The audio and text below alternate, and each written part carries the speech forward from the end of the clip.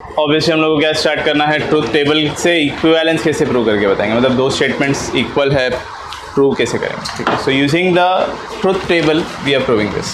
So there are two type of questions, इस pattern में भी दो टाइप का क्वेश्चन है। एक में क्या बोलते हैं कि without using truth table prove करके बताओ, और एक में क्या बोलेंगे with using truth table prove करके बताओ। सो दो टाइप के क्वेश्चन हो गए, using the truth table, without using the truth table, okay. तो of course without using the truth table is more difficult comparatively, उसमें थोड़ा लॉ वगैरह आपको याद रखना पड़ेगा, फॉर्मूलास वगैरह याद करना पड़ेगा, ओके। सो देखो यहाँ पे सेकेंड क्वेश्चन, फर्स्ट सम। तो सेकेंड क्वेश्चन फर्स्ट सम में क्या बोला है, प्रूव क्या करना है अपने को, okay. So negation of P and Q, so negation of P and Q is equivalent to P or Q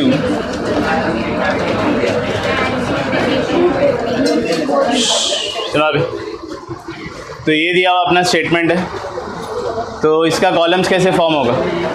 तो सबसे पहले तो देखो कि बेसिक स्टेटमेंट कितना है, करेक्ट। तो दो बेसिक स्टेटमेंट है तो P Q ऐसा आएगा। फिर उसके बाद में एक एक करके आप देखोगे कि आपको क्या क्या कॉलम्स का रिक्वायरमेंट होगा, ओके। तो स्टार्टिंग विथ पहले क्या होगा, पी क्यू, करेक्ट। तो ये होगा पी क्यू होगा। अभी अगर मुझे ये क्रिएट करना है तो I will have to first find negation of P. So negation of P and Q ढूंढने के लिए पहले नेगेशन ऑफ पी ढूंढना पड़ेगा। तो पहले मैंने ढूंढा नेगेशन ऑफ पी, फिर इसके साथ negation of P and Q, ऐसे किया, ओके। सो यहाँ पे हम लोग कॉलम नंबर्स देंगे। सो यहाँ पे 1 2 3 4, ओके। तो फोर्थ कॉलम अपना LHS है, ओके। तो इसके लिए उसको सर्कल किया है, बाकी को सिर्फ नंबर्स कर रहे। सो सिर्फ LHS और RHS को ही हम लोग सर्कल करेंगे, सो दैट हमको पता रहे कि हम लोग कौन से दो कॉलम्स को चेक करने वाले, ओके। नेक्स्ट अभी यहाँ पे आते हैं। सो आई कैन क्रिएट P और Q, करेक्ट। तो यहाँ पे P और Q क्रिएट होगा, फिर P और Q एंड नेगेशन P होगा। सो P और Q and negation of P। So negation of P यहाँ पे है, okay. So these are the columns 5 and 6। So उसमें से 6 अपना RHS है, ओके। तो हम लोग को देखना है कि column 4 and 6 should be matching exactly, ठीक है। तो वो एग्जैक्टली मैच होना चाहिए कॉलम 4 और कॉलम 6। तो स्टार्ट करते भी यहाँ पे ऑब्वियसली हम लोग को क्या लिखना है, this is T T F F, यहाँ पे T F T F, true false नहीं, T F T F ही। तो यहाँ पे T T F F T F T F ऐसा होगा। यहाँ पे क्या है, नेगेशन ऑफ P, करेक्ट। तो T T F F का नेगेशन करेंगे, so that is F F T। सो ये हो गया F F T T। Negation of P and Q। So negation of P and Q, and के लिए क्या बोला गया था तुमको, if both are true then true else, बराबर बोलो सब जन। एंड के लिए क्या बोला था, so if both are true then true else false। Check करो यहाँ पे both are true कहाँ पे आ रहा है, देखो यहाँ पे। so if both are true then true else false, तो यहाँ पे आएगा this is F F F, okay. Next P और Q, ओके। सो P और Q, और के लिए क्या बोला गया था, क्या बोला था सबजन, और के लिए, ओके। तो यहाँ पे both are false and false else true. तो चेक करके देखो यहाँ पे दोनों फॉल्स कहाँ पे आ रहा है, ये लास्ट पॉसिबिलिटी है जहाँ पे दोनों फॉल्स आ रहा है। So this will become F, rest of the values will remain T। सो यहाँ पे आएगा T T T ऐसा आएगा। अब वहाँ पे क्या लिखा है फिर से नेगेशन नहीं, P और Q and negation of Q ऐसा, ठीक है। सो P और Q का कॉलम और ये वाला कॉलम चेक करना है, और बीच में क्या साइन है उसका कनेक्टिव क्या है, एंड के लिए क्या बोला था, दोनों ट्रू रहेगा तो। सो ये both are true then true. Check करो दोनों ट्रू आ रहे क्या, तो यहाँ पे आ रहा है दोनों ट्रू। सो ये आएगा T आएगा, बाकी क्या रहेगा, so this will be F F F। Check करके देखो ये कॉलम और कॉलम एग्जैक्टली सेम आ रहा है। सो अभी हम लोग क्या लेंगे, therefore from columns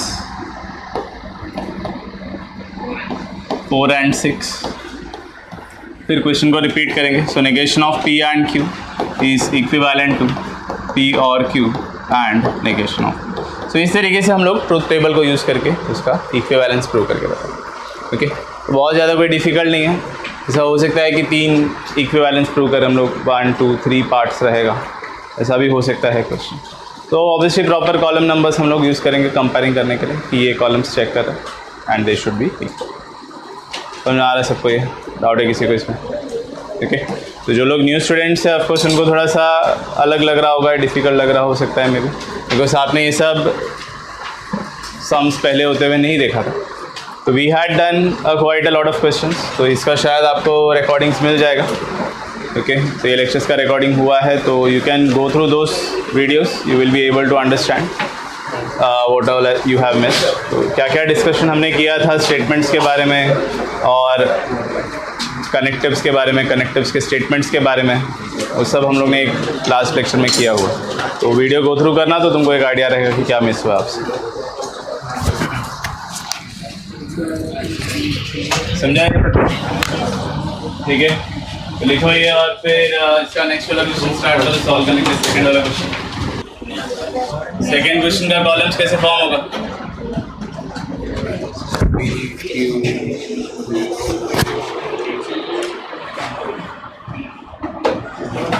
second question क्या लिखा है? दैट इज सेकेंड का सेकेंड मतलब, so it is negation of P और क्यू और negation of P and Q is equivalent to negation of P. Columns में क्या क्या आएगा? Two basic statements are there, so this will be P Q, correct. अगला column क्या बनाओगे? Negation P बनाना है, ठीक है चलेगा, नेगेशन P बना के रखते हैं। ओके, फिर नेक्स्ट, सो P और Q फॉर्म होगा, so that will be the next column P और Q। फिर नेक्स्ट कॉलम इसका नेगेशन होगा, सो इसका नेक्स्ट कॉलम होगा नेगेशन ऑफ P और Q। ठीक है, ये यहाँ तक हो गया अभी। Negation of P and Q चाहिए, ठीक है, so negation of P and Q। अब इन दोनों का क्या करना है? और so, जैसे मैंने लास्ट टाइम बताया था, you can use column numbers, सो 1 2 3 4 5 6, तो 5 6 के बीच में अगर मैंने और डाल दिया, so that is what is the LHS। So this is the LHS part for us, 5 6 5 और 6। RHS is negation of P, so that is this column 3। Okay, तो RHS is column number 3। Doubt है किसी को इसमें? समझ में आ रहा है सबको कैसा कैसा? ओके, तो एक एक करके कॉलम्स फॉर्म करना है। जो आपको पता है उसको यूज़ करके आप उसका नेक्स्ट कॉलम बना सकते हो, अगर नहीं पता रहेगा तो उसको पहले फाइंड करो ऐसे।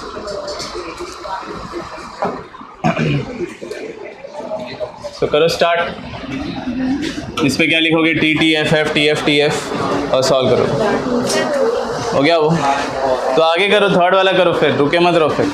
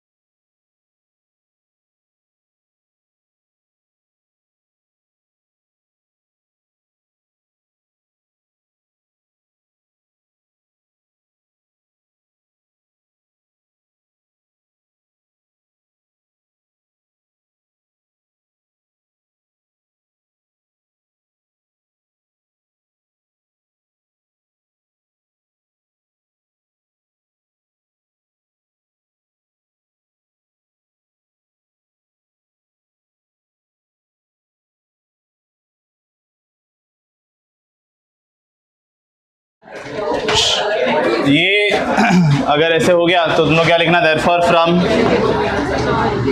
कॉलम 5, ये जो लास्ट है, द गिवन स्टेटमेंट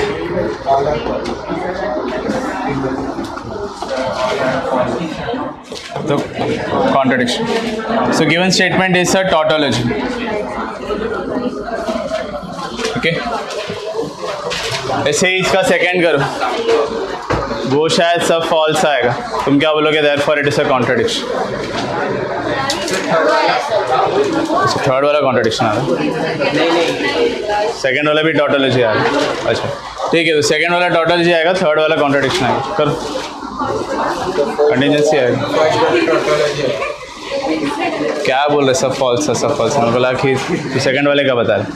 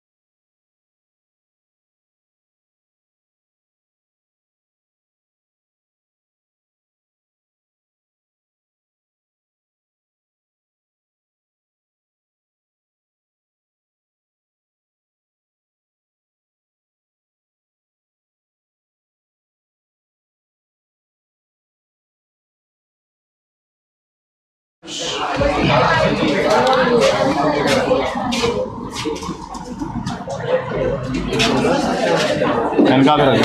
अच्छा देखो आप अभी आई थिंक हो गया रहेगा पहला सेशन, नहीं हुआ है तो वो भी घर पे कर लेना। ओके सुना अभी। सो एक्सरसाइज 1.1 तो हम लोग ने कुछ फर्स्ट क्वेश्चन के आगे किया नहीं था बराबर, तो वो आगे कंटिन्यू करते हैं।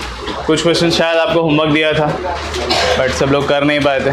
किया था क्या? सेकंड क्वेश्चन किया था, ठीक है अच्छी बात है। तो ज़्यादा फिर सॉल्व नहीं करना पड़ेगा, जल्दी हो जाएगा एक्सरसाइज। देखो आप exercise 1.1। So now the statements are quite simple, आपको जस्ट रिप्रेजेंट करना है। So write the following compound statements symbolically. Okay क्या नहीं है? हाँ अच्छा लेट्स जस्ट डिस्कस करते हैं। सुना अभी। तो आप क्या बोले? Write the compound statement symbolically, तो सिंबल के फॉर्म में पी क्यू फॉर्म में लिखना है। तो आप क्या लिखा है? Nagpur is in Maharashtra and Chennai is in Tamil Nadu, ऐसे लिखा है। ठीक है, we are not concern with the truth values of the statement, we just need to express them as symbolic forms. So आपको कैसे लिखना चाहिए? नागपुर इज इन महाराष्ट्र, तो आप पी ऐसे लिखोगे और वो स्टेटमेंट लिखोगे नागपुर इज इन महाराष्ट्र। फिर सेकेंड स्टेटमेंट था Chennai is in Tamil Nadu, so that is Q ऐसा। तो पी क्या है, क्यू क्या है, और यहाँ पे कनेक्टिव क्या यूज़ किया है? एंड। सो यहाँ पे तुम लोग क्या लगेगा? Therefore the symbolic form is. Okay ये शायद कर लिया तुम लोगों ने होमवर्क के लिए, कोई बात नहीं, तो जस्ट हम लोग डिस्कस करें। सो यहाँ पे symbolic form is P and Q ऐसे। तो इस तरीके से एक्चुअली आपको आंसर लिखना चाहिए। You will write what is P, you will write what is Q and then you will write its symbolic form. Okay फिर ट्राइंगल इज इक्विलैटरल और isosceles. So triangle is equilateral, triangle is isosceles, दो अलग अलग statement हो गया, बीच में क्या है? और। सो ट्राइंगल इज इक्विलैटरल और isosceles. The angle is right angle if and only if it is of measure 90 degree. तो एंगल तो ये ऐसे P double implies Q. So angle is right angle if and only if it is of measure 90 degree. So P double implies. You are just using the symbolic form. Angle is neither acute nor obtuse. अब neither nor means that is negation of P and negation of Q. ये भी नहीं है, ये भी नहीं है. Correct. So neither nor is not something that is related to or. Okay. So neither nor जो है, it is not something that is related to or. आप इसे रखना. It is actually something related to and. ठीक है. तो ये बात दिमाग में रखना. neither nor मतलब और से related नहीं है, and से related. वो भी नहीं है, ये भी नहीं है, ऐसे. ठीक है. So if triangle ABC is right angle, then measure angle A plus measure angle C will be 90 degree ऐसे. So यहाँ पे if then P implies Q ऐसे. So ये सब टाइप का सम्स आपने शायद होमवर्क में कर लिया था. We are just seeing the symbolic form of it. अब इसी का आपको अगर बोला है write the truth values of the following compound statements, तो compound statements का truth value लिखना है. तो उसको कैसे आप करोगे? So the first statement is 4 is odd और 1 is prime ऐसे. ठीक है. तो 4 is odd और 1 is prime. तो यहाँ पे आपको पहले लिखना चाहिए P क्या है, Q क्या है. करेक्ट. तो 4 is odd, that is your statement P. ये क्या है? 1 is prime, that is your statement Q. अब यहीं पे इसका ट्रूथ वैल्यू भी साथ में लिखना. ठीक है. यहाँ पे सो यहाँ पे 4 is odd, true or false? Obviously 4 is odd, that is false. 1 is prime, वो भी false आएगा. 1 is not a prime number. तो यहाँ पे दोनों ही स्टेटमेंट्स का ट्रूथ वैल्यू क्या आ रहा है? दैट इज false है. अब हम लोग क्या लिखेंगे? therefore the symbolic form and उसका ट्रूथ वैल्यू जो आएगा वो. ठीक है.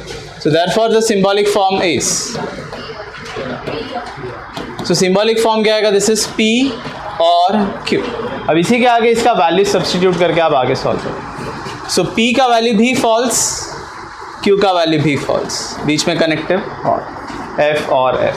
और के लिए क्या याद रखने बोला था? दोनों फॉल्स होगा तो फॉल्स, दोनों फॉल्स है, इसके लिए इसका आंसर फॉल्स। तो इतना ही करना बस, एफ और एफ, आंसर क्या आएगा एफ, ऐसे। So this is how we will be writing the answers. Okay, next में क्या लिखा है, 64 is a perfect square and 46 is a prime number. ठीक है, सो आप ऐसे लिखा है 64 is a perfect square, 46 is a prime number. अब सोच के बताओ 64 परफेक्ट स्क्वायर होता है क्या? यस, 64 परफेक्ट स्क्वायर है। 46 प्राइम नंबर है क्या? फॉल्स।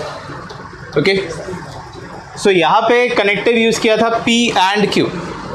सो यहाँ पे एंड का कनेक्टिव P एंड Q, फिर आप लोग इसका वैल्यू डालोगे, सो this will B T and F। So final answer आएगा इसका F। एंड के लिए क्या था, दोनों ट्रू होगा तो ट्रू, तो दोनों ट्रू नहीं है, इसके लिए आंसर क्या होगा false.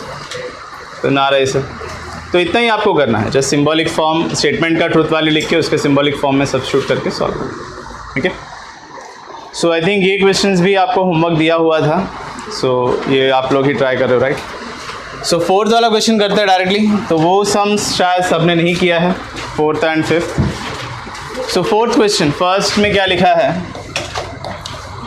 Question is like this, P और Q एंड R। वैसे यहाँ पे इंफॉर्मेशन क्या दिया था, सम में इंफॉर्मेशन ऐसा है, P and Q are true, R and S are false. ठीक है, तो P Q these two are both true statements, R S these two are false statements। तो ना रही, तो आप क्या करोगे, अभी P के जगह पे Q के जगह पे T लिखोगे, R और S दिखा तो F लिखोगे। ओके, तो यहाँ पे स्टार्ट करते हैं। तो आप पे P और Q के जगह पे लिखा T, सो T और T ऐसा हो जाएगा, P और Q के जगह पे T एंड R के जगह पे क्या लिखा F। अब जैसा ब्रैकेट्स है वैसे आप सॉल्व करते जाओ। सो एंड के लिए क्या बोला था आपको, दोनों ट्रू होगा तो ट्रू है क्या, दोनों ट्रू नहीं तो फिर तो ये फॉल्स हो गया। अभी यहाँ पे और के लिए क्या बता था, दोनों फॉल्स होगा तो फॉल्स है क्या, दोनों फॉल्स नहीं तो फिर इसके लिए सो बस इतना ही करना, वैल्यू सब्स्टिट्यूट करके सॉल्व करना। हाँ इतना ही। Okay, so this is how you have to solve this type of question. फिर इसके बाद में सो ये सब क्या है, this is P implies Q और R implies S। ओके, तो यहाँ पे भी सेम करोगे आप लोग। इसमें आप क्या करोगे, यहाँ पे P के जगह पे क्या लिखोगे T, Q के जगह पे क्या लिखोगे T, R के जगह पे क्या लिखोगे F, S के जगह पे क्या लिखोगे F। इम्प्लाइज के लिए क्या स्टेटमेंट याद रखने बोला था, फर्स्ट ट्रू सेकंड फॉल्स, तो फॉल्स है क्या, फर्स्ट ट्रू सेकंड फॉल्स नहीं तो ट्रू आएगा। यहाँ पे भी फर्स्ट ट्रू सेकंड फॉल्स ऐसा तो नहीं आ रहा, सो ट्रू ही आएगा। सो T और T दैट विल बी ऐसा वैल्यू सब्स्टिट्यूट करना है, सॉल्व करना है। तो ना रहा है इसे। ठीक है, तो ये ऐसे टाइप के क्वेश्चंस है जो ट्रूथ टेबल के अलावा कुछ पूछते हैं, तो ऐसे टाइप के क्वेश्चंस आ सकते हैं। थोड़ा और डिफिकल्ट हो सकता है, मतलब बहुत सारा स्टेटमेंट्स एक साथ दिया रहेगा, आपको सॉल्व करने बोला रहेगा, but you just have to follow the brackets, जैसे जैसा ब्रैकेट्स दिया आप ऐसे ऐसे सॉल्व करते हैं। तो ना रहा सबको ये डाउट है किसी को इसमें? ठीक है, तो ये ऐसे सम से सिंपल वाले जो आपको एक्चुअली होमवर्क के लिए बोला था आप लोग नहीं कर पाए थे, बट अब शायद कर लोगे। ओके, तो ये दो लिखो और इसके बाद में डायरेक्टली क्या करो, सॉल्व करो क्वेश्चन नंबर 6, 7, 8। ओके,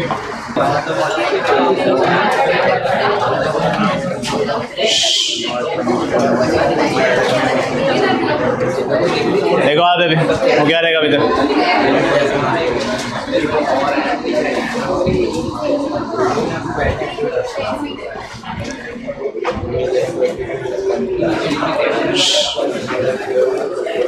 देखो इधर, सो यहाँ पे इसका जो नेक्स्ट क्वेश्चन है क्वेश्चन नंबर 5। अब ये काफ़ी सिंपल वाला सम है। तो इस पे क्या बोला है, write the negation of the following statements. Okay, question number 5 में क्या बोला है, write the negation of the following statements, but these are actually simple statements. Compound statements नहीं है। कंपाउंड स्टेटमेंट्स का नेगेशन अलग से रूल्स है उसका। तो ये these are simple statements. So simple statements का आपको क्या करना है, नेगेशन करना। ठीक है, सिंपल स्टेटमेंट्स का आपको क्या करना है, नेगेशन। ठीक है, बहुत ज़्यादा कोई डिफिकल्ट नहीं है। नेगेशन कैसे करते हैं, कोई भी स्टेटमेंट में डायरेक्टली आपको क्या डाल देना है, नॉट। तो you are actually changing the meaning of the statement, you are writing the complement. ठीक है, तो हर चीज़ के लिए आपको नहीं नहीं नहीं बोलते रहना, बस आदत तो रहेगा तुमको। तो तुमको तो पता है मतलब कैसे। तो आप पे नॉट, बस सिंपल सा है। ठीक है, तो हर चीज़ में मतलब आप पे हर स्टेटमेंट में आपको क्या करना है, नॉट डाल देना है। अगर नॉट ऑलरेडी था तो उसको निकाल देना, बस। That is how will be writing the negation of simple statement. Compound statement का रूल्स है वो देखेंगे। तो आप पे फर्स्ट क्वेश्चन क्या बोला है, तिरुपति इज इन आंध्र प्रदेश। तो नेगेशन क्या होगा, Tirupati is not in Andhra Pradesh. 3 is the root of the equation, मुझे 3 is not a root of, अच्छा 3 इज नॉट अ रूट लिखा है, sorry 3 is not a root लिखा है। तो आप क्या लिखोगे, 3 is a root of. Root 2 is a rational number. Polygon ABCD is a pentagon. It's not a pentagon. 7 plus 3 is greater than 5. अभी इस पे 2 ऑप्शंस हैं। सुना आपने 7 plus 3 is greater than 5 बोला था। So either you can just write it as 7 plus 3 is not greater than 5. ये एक possibility है। Or you can write the actual complement of this. So that will be 7 plus 3 is less than or equal to 5. Okay, not greater than होने का मतलब क्या होगा, less than or equal to। तो आप दोनों में से कोई भी एक लिख सकते हो। मोस्टली कॉलेजेस लेकिन ये प्रेफर करता है, देखिए ऐसे लिखने के लिए। सो डायरेक्टली आप नॉट मत डाला करो, आपको उसका एक्चुअल कॉम्प्लीमेंट लिखना चाहिए। तो ध्यान में रखो, यहाँ पे अगर इक्वल टू का साइन नहीं है तो यहाँ पे होगा। मतलब क्या, if I am saying 7 plus 3 is greater than or equal to 5, so the complement of this will be 7 plus 3 is less than 5। तो यहाँ पे इक्वल टू है तो यहाँ पे नहीं होगा। ठीक है, तो जब आप लोग नेगेशन लिख रहे थे, इस पर नॉट इक्वल टू है तो यहाँ पे, मतलब इक्वल टू का साइन है तो यहाँ पे नहीं होगा। इसमें अगर इक्वल टू का साइन नहीं है तो यहाँ पे होगा, ऐसा। तो ना रही how to write the negation of statement like this, mathematical statement में। सो यहाँ पे नेगेशन जब लिख रहे you have to write the exact complement. तो कॉम्प्लीमेंट के लिए नॉट का साइन नहीं पुट करते हम लोग, we actually try to write the complement of. समझ आ रहा है ये सबको, डाउट है किसी को इसमें? लास्ट बेंच काम क्या दे रहा हमेशा आगे। यहाँ पे स्टेटमेंट ऐसा है, 5 is less than 3, इसका नेगेशन क्या होगा?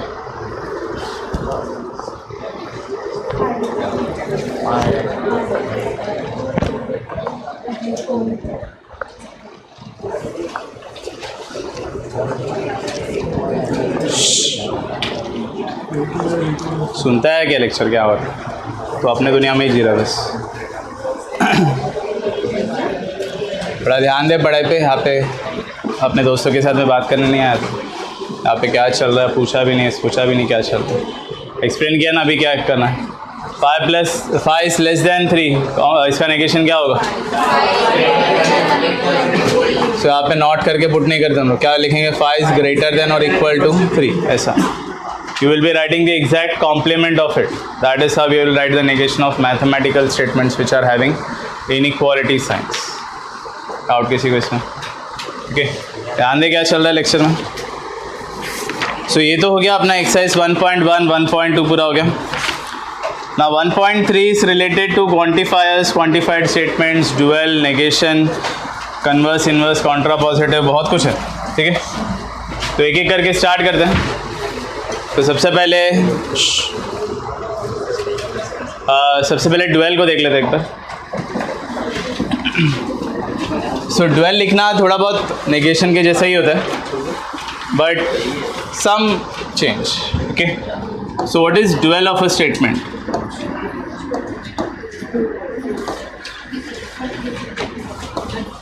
ओके, देखो आप, तो what is dual of a statement?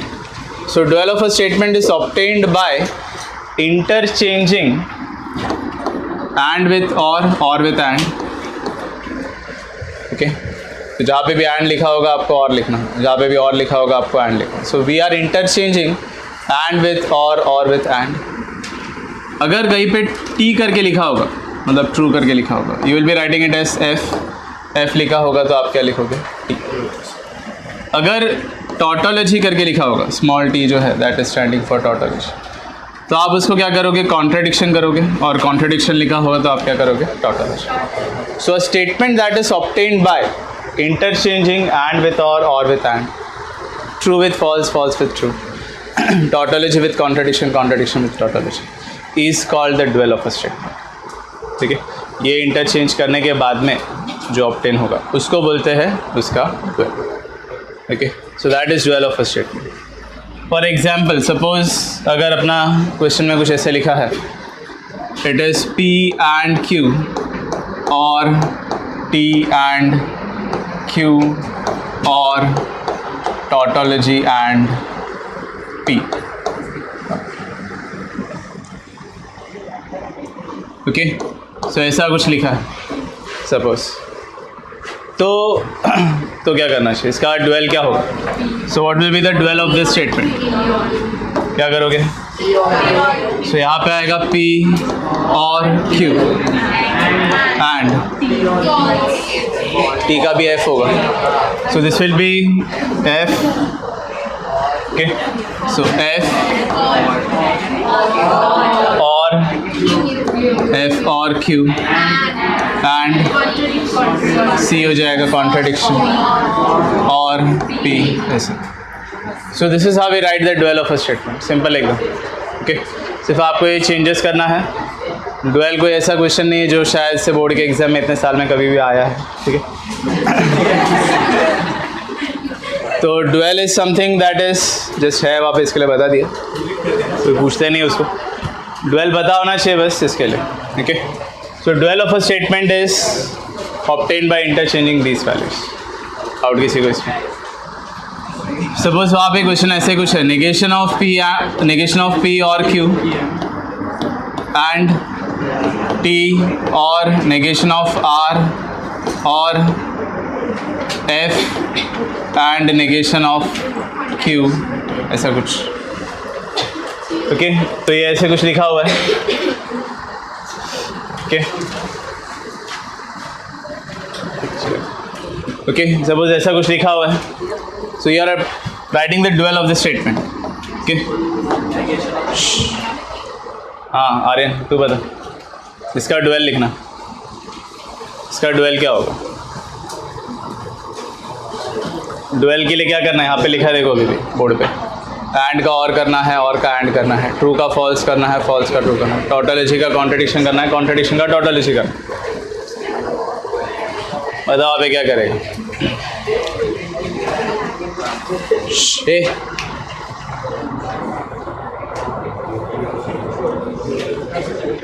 देखो अच्छे से क्या चेंजेस करना है।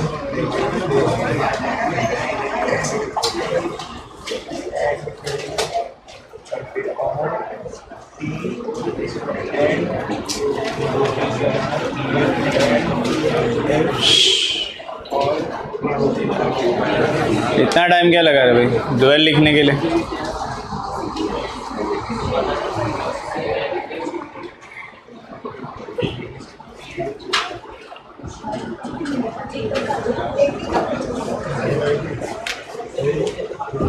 कितना टाइम ड्यूअल लिखने के लिए?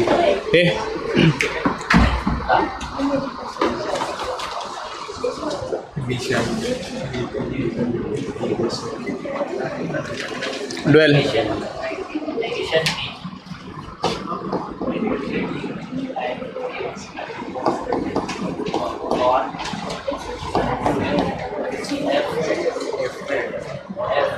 आगे बोल।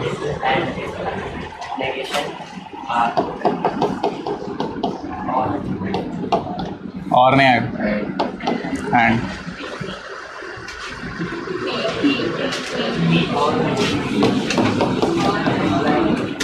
ठीक है। तो इसमें एक्चुअली क्या तुमको ऑब्जर्व करना चाहिए कि negation does not change, okay. इसमें क्या ऑब्जर्व होना चाहिए कि ड्यूअल में नेगेशन चेंज नहीं होता, negation remains as it is. It is the remaining values that are changing. Okay, dual में क्या क्या होता है, and और में कन्वर्ट होगा, ट्रू फॉल्स में कन्वर्ट होगा, फॉल्स ट्रू में कन्वर्ट होगा, टॉटोलॉजी कॉन्ट्रडिक्शन कॉन्ट्रडिक्शन का वो सब कन्वर्जन होता है, बट नेगेशन इफेक्ट नहीं होता. तो डुअल और नेगेशन में ये फ़र्क है. नेगेशन में क्या होगा, ये सब चेंजेस होते ही है, प्लस नेगेशन भी चेंज होगा. अगर मैं इस पर नेगेशन अप्लाई करता हूँ, नेगेशन ऑफ पी करके, तो वो ओरिजिनल स्टेटमेंट पी बन जाएगा ऐसे. तो नेगेशन पे नेगेशन चेंज होगा, ऑफ कोर्स एंड और में भी चेंजेस होगा. तो डुअल और negation are quite close to each other but exactly not same. Okay, so negation is writing the negation of a compound statement. वो type का sums पर भी जाएंगे. तो ये पहले लिख लो, डुअल ऑफ अ स्टेटमेंट क्या होता है, उसका 2 एग्जाम्पल है जो यहाँ पे दिया हुआ है. तो इसको लिखो, फिर इसके बाद में स्टार्ट करते अपना negation of a compound statement, quantifier, quantified statements वगैरह वगैरह. तो अभी ये सब थोड़ा थियरी है. सो क्वांटिफायर्स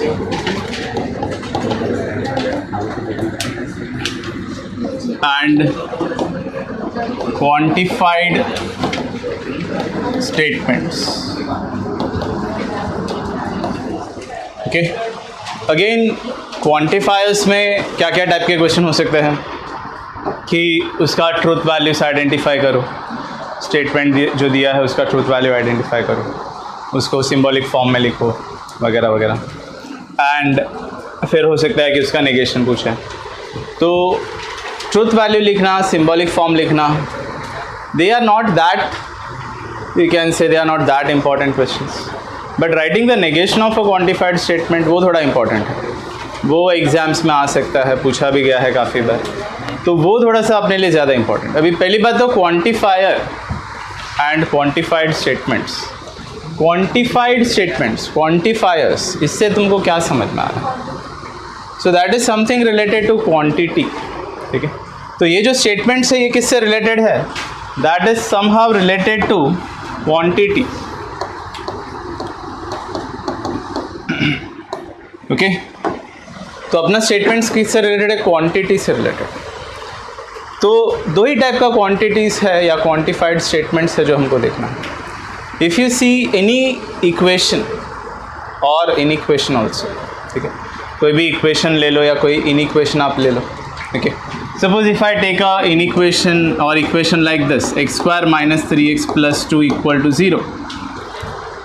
Okay, सोच के देखो, this will be satisfied by all the values or some of the values. क्या लग रहा है? Sum of the real numbers, correct? सारे के सारे रियल नंबर के लिए ऐसा आएगा क्या? नहीं. So inequation can be satisfied by either all or by some. Suppose I write something like x square is greater than or equal to 0. This is satisfied by all or some. क्या लग रहा है? all values. कोई भी number का square करो, या तो 0 रहेगा या तो 0 से ज़्यादा ही रहेगा. करेक्ट. तो this is satisfied by all real numbers. This is satisfied by some real numbers. So quantifiers अपने कितने हैं? 2 है. ओके, आइदर द इनइक्वेशन और equation can be satisfied by all real numbers और they can be satisfied by some real numbers. Okay, आप जितने भी इनइक्वेशंस या इक्वेशंस आपने सीखा है अभी तक का याद करके देखो, तो या तो वो सारे के सारे वैल्यूज उसको सेटिस्फाई कर लेते थे या तो कुछ ही वैल्यूज उसको सेटिस्फाई करते थे. बराबर. So these are the 2 quantifiers that we have, all or some. all का symbolic form क्या है? ऐसा है. Okay, it is read as for all. Okay, तो ये जो है this is for all. यहाँ पे ये जो है sum के लिए. Okay, तो इसका symbolic form ऐसा है, ये ऐसा. Okay, हाँ, almost. So यहाँ पे there exists, इसको जो रीड करेंगे that is there exists some, या सिर्फ there exists. ओके, तो there exists या there exists some, ऐसा हम लोग बोल सकते हैं इसको. तो ये उसका सिंबल है, ये उसका सिंबल. ठीक है, समझ आ रहा है सबको ये? So these are the quantifiers that we are talking about. Either it is satisfied by all or they are satisfied by some. अब इसमें इसका ट्रूथ वैल्यू कैसा होगा? ओके, तो फॉर ऑल का और देयर एग्जिस्ट का ट्रूथ वैल्यूज कैसा होगा? Okay, so when can a statement be true and false? Okay, तो कोई एक स्टेटमेंट में अगर फॉर ऑल है तो वो कब ट्रू होगा? ओके, सोच के देखो, अगर मैंने ऐसे लिखा x square is greater than 0 for all x belonging to real number, सोच के बताओ, is this statement true or false? क्या लगा? रिया बोल रही false. X square is greater than 0 for all x belonging to real number, true या false? False. कितने लोग बोल रहे हैं यहाँ पे फॉल्स है इसमें? कितने लोग बोल रहे ट्रू है? चलो, कितने लोग बोल रहे हैं कि ये स्टेटमेंट ट्रू है? X square is greater than 0 is true for all x belonging to real number, true या फॉल्स? ट्रू. कितने लोग ट्रू बोल रहे हैं? हाथ भर करो ज़रा अच्छे से एक बार, बस 4-5 ही दिख रहा है मेरे को. ट्रू है कि नहीं है? 1 2 ट्रू. हाथ भर कर फिर पता तो चले मेरे को. कितने लोग बोले ट्रू है? 1 2 3 4 5 6 7. तो मतलब बाकी लोग क्या बोल रहे? फॉल्स. तो तुम क्या बोल रहे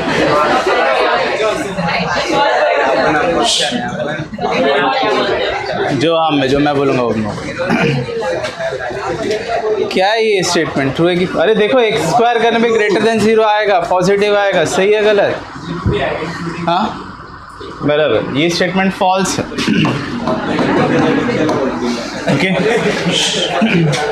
ये स्टेटमेंट क्यों फॉल्स हुआ? क्योंकि एक वैल्यू है जिसका स्क्वायर ग्रेटर देन 0 नहीं आएगा, उसका वैल्यू होगा 0. So if I take 0 square, is it greater than 0? नहीं, इसका वैल्यू क्या आएगा? This is equal to 0. हाँ, मैंने मेंशन किया है कि वो सारे रियल नंबर्स का बात कर रहा हूँ. ओके, तो कोई भी रियल नंबर का स्क्वायर करो तो ग्रेटर देन 0 आएगा. देखो कितना सारा रियल नंबर्स ने इस इक्वेशन को सेटिस्फाई किया था. -∞ से लेके +∞ तक सारे वैल्यूज ने इस इक्वेशन को सेटिस्फाई किया था, सिर्फ एक वैल्यू ने इसको सेटिस्फाई नहीं किया. इसके लिए ये स्टेटमेंट क्या हो गया? फॉल्स. तो ना रहा है, इनफाइनाइट वैल्यूज ने इस इक्वेशन को सेटिस्फाई किया हुआ था, still this statement came out to be false. सिर्फ एक वैल्यू सेटिस्फाई नहीं हुआ करे. तो मतलब फॉर ऑल का स्टेटमेंट ट्रू कब होगा? If it is true for all the given values in the condition. ठीक है, it should be true for all values given in the condition. मतलब जैसे आप पे x belong to real number है, हो सकता है एक्स बिलोंग्स टू के लिए कोई सेट दिया रहेगा आपको, जो भी है. तो दिया हुआ कंडीशन के लिए सारे के सारे वैल्यूज के लिए स्टेटमेंट को क्या होना चाहिए? ट्रू. फॉल्स कब होगा? फॉर ऑल स्टेटमेंट फॉल्स कब होगा? अभी देखो, तुमने कंडीशन देखा है, अगर एक वैल्यू ने भी उसको फॉल्स कर लिया, डिससेटिस्फाई कर लिया, तो पूरा स्टेटमेंट क्या हो जाएगा? फॉल्स. तो यहाँ पे false even if one value is false. Okay, तो यहाँ पे फॉल्स कब होगा? Even if one value is false. अगर एक वैल्यू ने भी दिया हुआ इक्वेशन या इक्वेशन को डिससेटिस्फाई किया तो स्टेटमेंट क्या हो जाएगा? फॉल्स. ओके, अभी यहाँ पे देयर एग्जिस्ट का देखते हैं. देयर एग्जिस्ट ट्रू कब होगा? देयर एग्जिस्ट फॉल्स कब होगा? सोच के देखो, अगर मैंने स्टेटमेंट ऐसे लिखा x - 2 is equal to 0, there exist x belonging to real numbers. Okay, थोड़ा स्टेटमेंट रिफ्रेम करता हूँ. There exist x belonging to real numbers such that x - 2 equal to 0. ये स्टेटमेंट ट्रू है कि फॉल्स? पढ़ के देखो. देयर एग्जिस्ट मतलब देयर एग्जिस्ट मतलब एग्जिस्ट करना मतलब क्या? कोई एक वैल्यू है, कोई एक वैल्यू ऐसा है such that x - 2 equal to 0. सही है गलत? सोच के देखो, ये स्टेटमेंट ट्रू है कि फॉल्स? ट्रू है. ये स्टेटमेंट एक्चुअली क्या आ रहा है? That is coming out true. Statement क्या बोलता है, कोई तो एक ऐसा वैल्यू है, ओके, कोई तो एक ऐसा वैल्यू है, ये क्या बात है, such that x minus 2 equal to क्या आएगा 0. So this statement is actually true, okay, कोई तो एक ऐसा वैल्यू है. तो मतलब एक वैल्यू ने भी अगर इक्वेशन को सेटिस्फाई किया तो वो स्टेटमेंट क्या रहेगा, ट्रू. सो देयर एग्जिस्ट का स्टेटमेंट ट्रू कब होता है, even if one value satisfies the equation. False कब होगा, जब सारे के सारे वैल्यूज के लिए हमको वो डिससेटिस्फाई होते हुए आ रहा है, तो ही वो क्या हो सकता है, फॉल्स. ओके, सो यहाँ पे false if all values dissatisfies the given condition. ठीक है, जो भी दिया हुआ कंडीशन है उसके लिए सारे के सारे वैल्यूज़ के लिए वो स्टेटमेंट का आंसर क्या आ रहा है, फॉल्स आ रहा है, तो ही वो स्टेटमेंट क्या हो सकता है, false. Like for example, suppose मैंने ऐसा एक सेट लिखा और उसमें लिखा दिस इज़ 3, 5, 7, 9, 11 ऐसे कुछ लिखा और बोला कि there exist x belonging to real, sorry, there exist x belonging to A such that x minus 2 equal to 0. अभी सोच के देखो, ओके, ऐसा कोई एक वैल्यू तो है क्या a के अंदर जिसके लिए x माइनस 2 का वैल्यू 0 आएगा, नहीं आएगा. एक भी वैल्यू के लिए, इसमें से दिया हुआ हर वैल्यू के लिए स्टेटमेंट फॉल्स है, इसके लिए ये स्टेटमेंट तब क्या रहेगा, फॉल्स. तो फॉल्स कब होगा, जब पूरे के पूरे वैल्यूज़ के लिए वो फॉल्स है. ट्रू कब होगा, अगर एक भी वैल्यू के लिए ट्रू.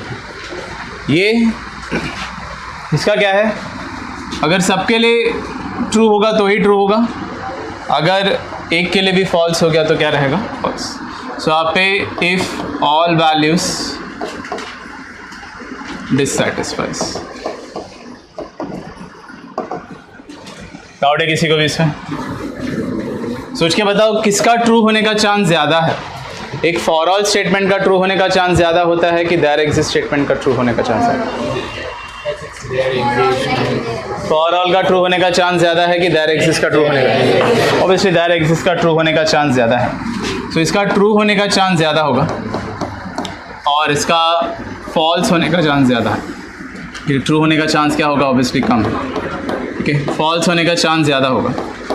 ठीक है, इसका फॉल्स होने का चांस बहुत ही कम है क्योंकि सारे के सारे वैल्यूज डिससेटिस्फाई कब होंगे, तभी स्टेटमेंट फॉल्स हो सकता. तो इसका फॉल्स होने का चांस कम है, ट्रू होने का चांस ज़्यादा है, वहाँ पे उसका उल्टा. सुना आ रहा है सबको ये सब, लिखो क्वान्टिफायर्स और क्वान्टिफाइड स्टेटमेंट्स.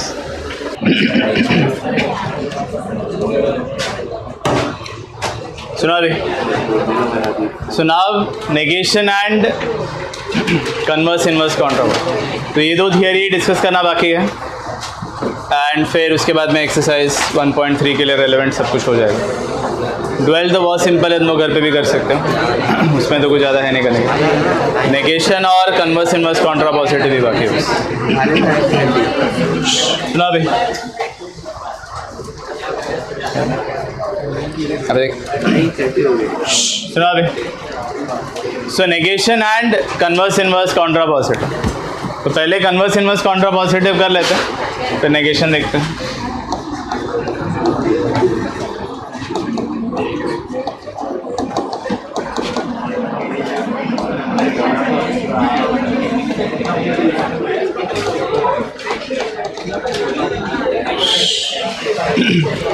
देखो आप, so converse, inverse and contrapositive. Now these are terms which are associated to only implication statements. ठीक है, मतलब and या और का converse inverse कुछ नहीं होता. इसका कन्वर्स होता है, इनवर्स होता है, कॉन्ट्रापॉजिटिव होता है. That is only of statements of the form if then P implies Q. तो एक स्टेटमेंट जो P implies Q फॉर्म में है उसका कन्वर्स एग्जिस्ट करता है, उसका इनवर्स एग्जिस्ट करता है, उसका कॉन्ट्रापॉजिटिव एग्जिस्ट करता है. Okay, so if we have statements like suppose say PQ, तो what is the converse, inverse and contrapositive. Okay, so what is the converse, inverse and contrapositive? So P implies Q. This is the original statement जो implication होगा. Okay, the converse of this will B Q implies P. Okay, converse क्या होगा, that is Q implies. If you remember theorems वगैरह करते थे तो आप लोग बोलते थे ना कन्वर्सली, तो जो P था मतलब जो गिवन था वो आपका टू प्रूव हो जाता था, जो टू प्रूव था वो गिवन हो जाता. वैसे ये ठीक है. तो पहले P implies Q था, ये गिवन है, ये प्रूव करना है. अब ये गिवन है, ये प्रूव करना है. So that is the converse. Inverse is negation of P implies negation of Q. ये उसका इनवर्स होता है. And contrapositive negation of Q implies negation of P. तो ये उसका कॉन्ट्रापॉजिटिव. ओके, ऑब्वियसली मुझे यहाँ पे दो कॉलम लगेगा, नेगेशन P और negation Q. Okay, so this is the converse, inverse and contrapositive. But converse, inverse और कॉन्ट्रापॉजिटिव में क्या करना है आपको, बेसिकली स्टेटमेंट दिया होगा इफ देन फॉर्म में, एंड आपको क्या बोला होगा कि write the converse, write the inverse, write the contrapositive, ऐसा सब. ओके, हाँ, अभी ये देखते हैं कि इसमें से कौन से वैल्यूज एक दूसरे से रिलेटेड है, वो बाद में. सो this is the statement, the implication part. This is the converse, this is the inverse and this is the contrapositive. Okay, so ये आपका converse, inverse and contrapositive है. Okay, समझा रहे? तो जब भी आपको कुछ स्टेटमेंट दिया होगा P implies Q फॉर्म में, suppose the statement is if pressure increases then surface area decreases, yeah, if surface area decreases then pressure increases. Okay, suppose statement क्या बोला, if the surface area decreases then pressure increases, ऐसा कुछ. Okay, तो ये आपका statement है, if surface area decreases then pressure increases. तो इसका कन्वर्स क्या होगा, if pressure increases then surface area. इसका इनवर्स क्या होगा, नेगेशन के साथ करना है. ठीक है, सो if surface area does not decrease या increases, उसका उल्टा. तो if surface area increases then pressure decreases. And यहाँ पे क्या होगा, कॉन्ट्रापॉजिटिव क्या होगा, if pressure decreases then surface area increases. समझ आ रही. तो कन्वर्स, इनवर्स, कॉन्ट्रापॉजिटिव दिया हुआ स्टेटमेंट का आपको कन्वर्स लिखना है, इनवर्स लिखना है, कॉन्ट्रापॉजिटिव लिखना है, ऐसा. ओके, अब स्टेटमेंट में ऐसा हो सकता है कि स्टेटमेंट में ऐसा हो सकता है कि कोई एक स्टेटमेंट दिया होगा इम्प्लाइज के फॉर्म का, और फिर बोलेंगे कि ऑप्शंस में से मार्क द कॉन्ट्रापॉजिटिव, या बोलेंगे कि मार्क द इक्विवेलेंट, या बोलेंगे मार्क द कन्वर्स, ऐसा कुछ. सो ये सब टाइप के क्वेश्चंस भी इसमें से आ सकते हैं. बेसिकली MCQ में ऐसा हो सकता है कि एक स्टेटमेंट आपको दिया है और आपको बोला होगा कि mark the inverse of the following statement, mark the converse of the following statement, ऐसे. तो this type of questions can be asked in MCQ form also. Okay, तो अभी इसका एक बार ट्रुथ टेबल बनाते हैं. तो इतना सब कुछ लिखा तो ऑब्वियसली इसके लिए, क्योंकि because we want to see the truth table of this. अब ट्रुथ टेबल करने के बाद में फिर कुछ रिलेशंस है जो यहाँ पे हम लोग को देखना है. ओके, तो यहाँ पे क्या होगा, this is T T F F T F T F. अब वहाँ पे देखते हैं P implies Q. Okay, P implies Q. implies के लिए क्या बोला था, फर्स्ट टू सेकेंड फॉल्स, तो फॉल्स. देखो यहाँ पे फर्स्ट टू सेकेंड फॉल्स आ रहा. सो this is F over here, बाकी क्या होगा, सो T T T. Q implies P. अभी Q implies P मतलब पहले Q को देखना पड़ेगा. तो ऑब्वियसली यहाँ पे ऐसा हो रहा है कि first is true, second is false, बराबर. तो यहाँ पे this value will be false, बाकी का T होगा, सो T T F T ऐसा हो जाएगा. Negation of P, so that is F F T T F T F T. Negation of P implies negation of Q. Negation of P implies negation of Q. So TF. Correct. तो यहाँ पे this will be F and this will be T T T. वहाँ पे negation of Q implies negation of P, so यहाँ पे this value will be F, बाकी के लिए क्या होगा दैट विल बी। डाउट है कोई यहाँ तक?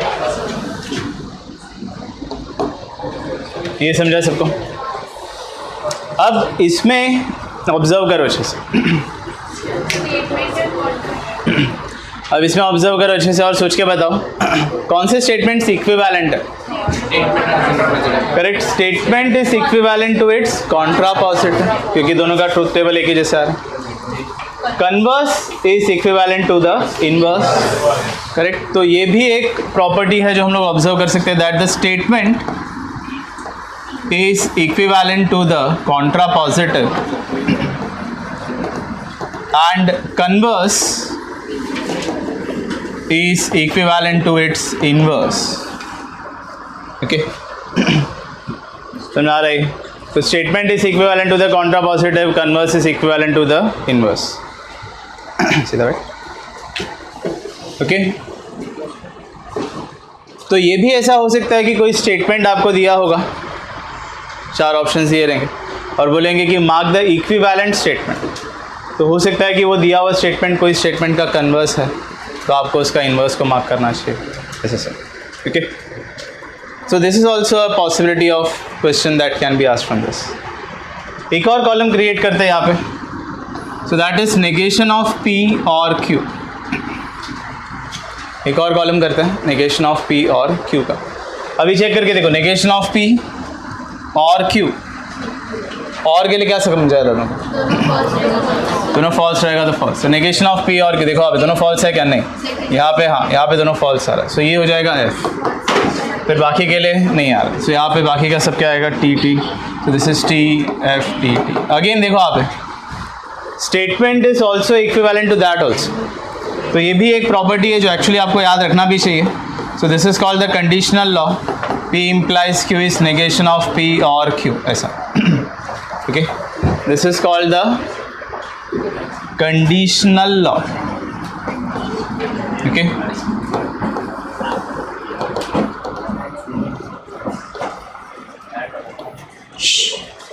समझ आ रहा है कंडीशनल लॉ मतलब क्या? तो बेसिकली कंडीशनल स्टेटमेंट है ना, P implies Q, if then type का। सो कंडीशनल लॉ मतलब उसका इक्विवेलेंट क्या है? सो पी इम्प्लाइज क्यू का इक्विवेलेंट होता है नेगेशन ऑफ पी और क्यू। ये आपको बाय करके रखना है यहाँ पे, ये सब चीज़ें। ठीक, अभी कुछ चीज़ें, कुछ लॉस फॉर्मूलास वगैरह भी आएगा। तो अभी तक जितना था उसे 5 स्टेटमेंट के ऊपर ही कर रहे थे ना हम लोग। अभी यहाँ से आगे थोड़ा थोड़ा फॉर्मूलास, प्रूफ, वो सब आएगा। ठीक है, so this is P implies Q is equivalent to negation of P और Q. This is called the conditional law. बना रहा है, अच्छे से पढ़ो, कंडीशनल लॉ नहीं हो। देखो आप, ये लिखा है, हो गया। ये ऐसे ही खाली वाला ही बना के रखा है कि भर के रखा है ना इसे? देखो अभी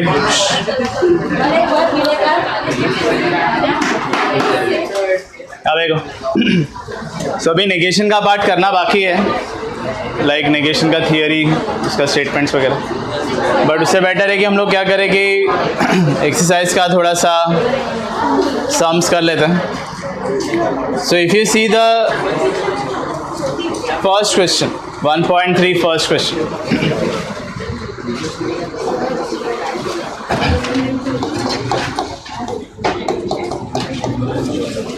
Okay, 1.3 का फर्स्ट क्वेश्चन देखो, क्या लिखा है उसमें? ए का वैल्यू दिया है 3, 5, 7, 9, 11, 12। ओके, सो यहाँ पे 3, 5, 7, 9, 11, 12 ऐसे लिखा है सेट ए के अंदर वैल्यू से।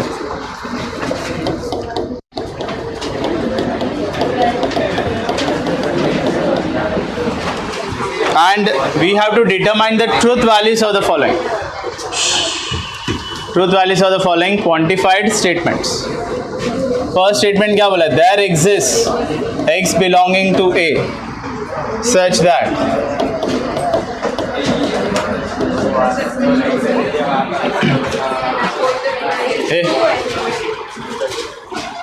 पढ़ो आप इस स्टेटमेंट, क्या बोला? There exist x belonging to a such that x minus 8 equal to 1, true है कि फॉल्स? है ना, एक वैल्यू ऐसा है कि आपने उसको -8 किया तो 1 आएगा, है ना, 9 माइनस 8, तो यहाँ पे 9 माइनस 8 1 आता है। एक वैल्यू ने इसको सेटिस्फाई किया है, obviously this statement will become true. ऐसे सेकेंड स्टेटमेंट में क्या बोला है? For all x belonging to a, लिखो मत, ध्यान दो। फॉर all x belonging to a, x square plus x is an even number, x square plus x is an even number. सारे के सारे वैल्यूज़ के लिए जो यहाँ पे आपको दिख रहा है सेट ए के लिए, लिखना बंद करो, यहाँ पे ध्यान दो, नहीं तो मैं पूछता हूँ फिर आंसर करूँगा। तो यहाँ पे क्या बोला है? For all x belonging to a, x square plus x is an even number. X square करो फिर उसको प्लस एक्स करो, वही नंबर का स्क्वायर करके प्लस करो तो आपको इवन नंबर ही आएगा। सही है कि नहीं है? 12 का स्क्वायर प्लस 12 करो ना, 144 प्लस 12 कितना आएगा? आ रहा है ना? सही है ना? सारे नंबर्स एक्चुअली ये प्रॉपर्टी सेटिस्फाई कर रहे हैं। एक ऑड नंबर लो, उसका स्क्वायर करो तो एक ऑड नंबर ही आएगा, फिर आपने उसको प्लस एक ऑड नंबर किया तो वो इवन नंबर हो जाएगा। तो राइट है, x square plus x is an even number. तो yes, this statement is also coming out to be true. अगला, there exist x belonging to A such that, there exist x belonging to A such that x square is less than 0। कोई भी number है क्या जिसका square less than 0? नहीं। So obviously this is false. F ready रहते हैं।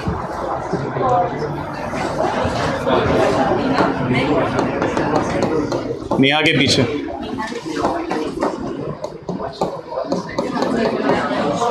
For all x belonging to A, x is an even number.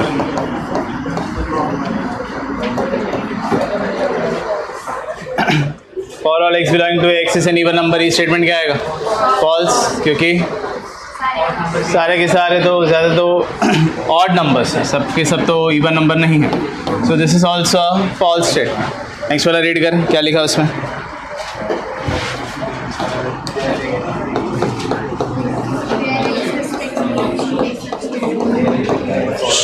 पढ़ना next वाला कुछ।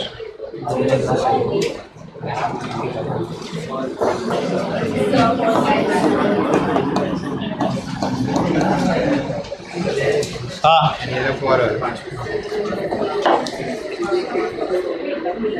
there exists x belonging to a such that 3x plus 8 is greater than 40. There exists मतलब एक तो ऐसा value होना चाहिए कि उसको 3x plus 8 करो तो 40 से बड़ा नंबर आएगा। ट्रू है। कौन सा ऐसा वैल्यू से? 12 है, 11 भी है इनफैक्ट। 11 3 सा 33, 33 प्लस 8 करो 41 आएगा, बराबर है। सो दो वैल्यूज़ को सेटिस्फाई कर। So this statement will be also ऐसे। लास्ट में क्या बोला? For all x belonging to A 2x plus 9 is greater than 14। For all x belonging to A, सबके लिए क्या आ रहा है? सबके लिए ऐसे सेटिस्फाई होगा क्या? नहीं। 2 इंटू 3 कितना होगा? 6 प्लस 9 कितना होगा? तो आ तो रहा है ना, फिर ग्रेटर देन ही आ रहा। For all x belonging to A 2x plus 9 is greater than 14। सबसे छोटा नंबर क्या अपना? 3 है। 2 इंटू 3 6 प्लस 9 कितना हो जाएगा? 15। अगर ये ग्रेटर देन 14 है तो बाकी का भी ग्रेटर देन 40 ही होगा। सो आप पे ये स्टेटमेंट क्या आ रहा है? ट्रू आ रहा है। ठीक है, डाउट है किसी को भी इसमें? समझ आ रहा है कैसे लिखना है इसे? तो जस्ट ट्रू फॉल्स लिखना था। ये तो क्वांटिफायर्स का ट्रू फॉल्स कैसे करते हैं वो दिखा है बस। हाँ, टाइम बाकी है ना। हाँ, कन्वर्स इनवर्स काउंटर पॉजिटिव करेंगे ना इसमें क्या?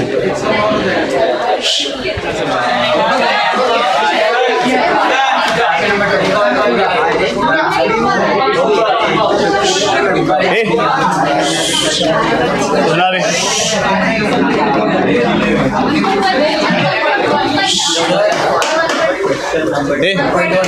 वन 1.1 में क्वेश्चन 4 का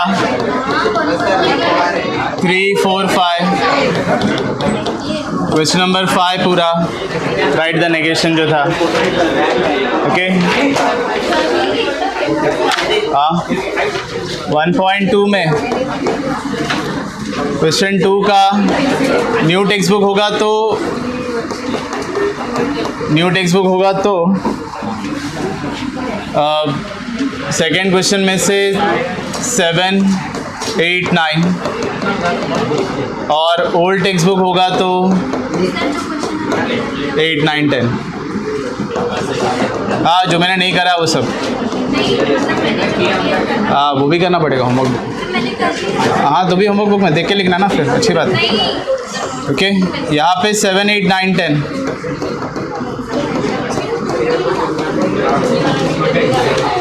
ये 1.2 का है. 1.3 का